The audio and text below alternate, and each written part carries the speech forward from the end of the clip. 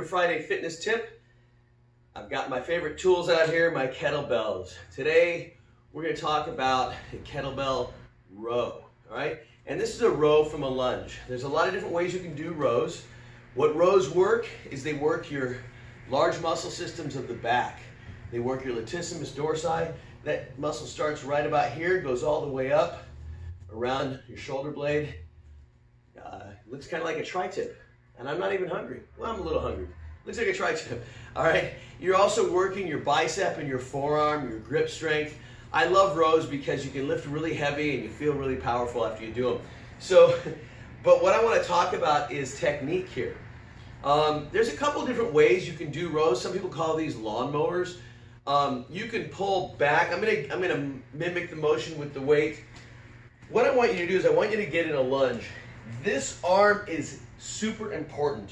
I'm gonna push down with this arm as I pull with the other arm. I really want to do that because what it does is it keeps my back nice and straight, it keeps my muscles engaged. Let me show you from this angle, or actually this angle.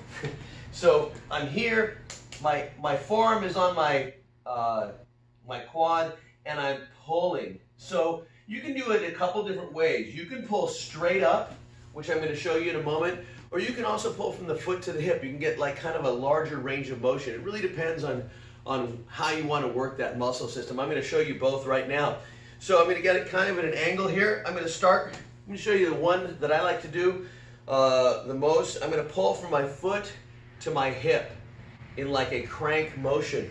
So I get here lined up. This is a 28K bell, so it's about 62 pounds. You're going to pull from foot to hip.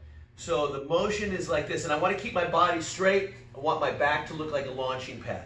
So I'm going to pull from my foot to my hip, and I'm pushing down with this arm as I do this, and I want to feel my back squeeze at the top. So I'm coming up, and I squeeze at the top, okay?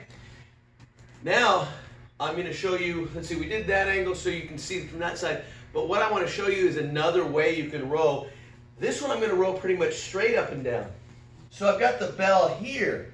Notice it's not at my foot. And I'm going to just pull straight up here. And I squeeze again at the top. You can make it static. You can hold that top for a second.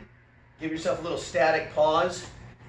Really work those muscles. The key is when you get to the top, you want to squeeze the back muscles. Imagine you were trying to pinch something between your shoulder blades. Just to demonstrate, we can use this 48K. This is about 106 pounds.